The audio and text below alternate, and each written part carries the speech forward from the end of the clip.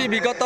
150 ରୁ 200 वर्षर अनुष्ठान आम बापा जेज अमल अनुष्ठान अच्छी एटी आमर 150 वर्ष तलू ग्रामवासी मैंने मिसिकी रामलीला प्रदर्शन करती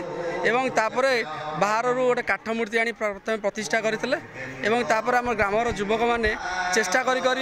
विभिन्न अंचल अनुदान आनिकिना ग्रामर किसी सहद व्यक्ति अनुदान आणिकी आम मैंने मंदिर प्रतिष्ठा करूँ जोटा कि मार्च 3 तारिख स्टार्ट हो मार्च 7 तारिख पर्यंत थिला आज पुण्याळती अच्छी भगवान को आज स्वयं भगवान दर्शन करे आ पूजा पाठ एत भल लगुच जमी लगुच स्वयं अयोध्या आज धाम आम अच्छू एवं प्रभु श्रीराम विराजमान करते खुशी कर काली नीलचक प्रतिष्ठा थिला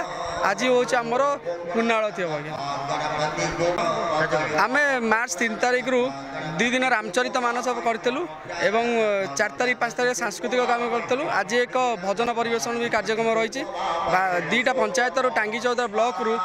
10,000 ରୁ 20,000 भाया भक्त प्रतिदिन योगदान कर आज आम 20,000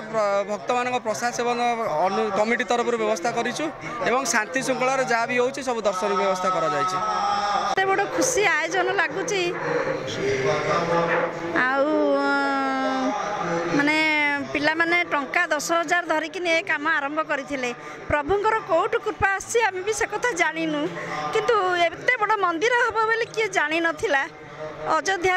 22 तारिख है काम पिला माने नागिकिनी करि पारिले किंतु एते बड़ मंदिर है एते लोक आसिकिनी एते सबुआडू समस्त उत्साह नहीं सहयोग नहीं हम बोली किए भी विश्वास कर चाहलाठू से ससुर आणिकिनी ठाकुर थापी थिले आ ससुर तो नांती ये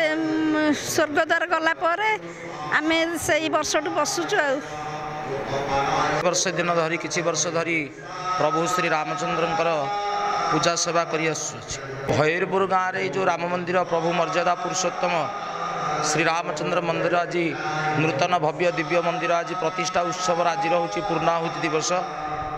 बहु वर्ष धरी लोक मानकर प्रतीक्षार अंत आज घटी प्रभु समस्त को आशीर्वाद करंतु आमर समस्त आचार्य माने अति सुदक्ष सहित अति आनंदर सहित तांकर कार्य संपादन करुछंती एवं ए ग्रामर समस्त आबाल वृद्ध वनिता तांकर आत्मा को तांकर प्राण को एवं तांकर मन को प्रभु चरण में समर्पित करिसेंती या ही हूँ बड़ कथा श्री रामचंद्र त्रेतया जुगर नायक से ग्रामवासी मानक सदा सर्वदा तांकर चक्र आढ़ुआल रखंतु विधि आमर 3 तारिख दिन प्रभुंकर अंकुरार्पण एवं गर्भाधान करा जायतिला 4 तारिख दिन एक विराट शोभा यात्रा समस्त भक्त माने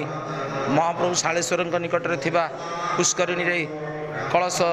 बुड़ाई एवं यज्ञ मंडप को आनी स्थापन करथिले तापर 5 तारिख 6 तारिख 7 तारिख 3 दिन धरी प्रतिष्ठा कर्म चली रही गतकाली आमर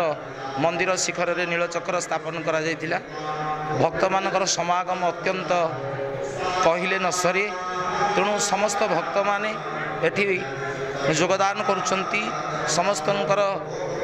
व्याकुलता रही अल्प समय पर प्रभु को किपरि दर्शन करेंगे से महाप्रभु रामचंद्र अल्प समय भितर समस्त को दर्शन देवे यही नीति रीति प्रभुंर कार्य चली रही शालगा भैरपुर जे रामंकर दीर्घ 5 वर्ष धरी जो चली निर्माण कार्य भव्य राम मंदिर आज ताहा प्रतिष्ठा उत्सव पालित होउछि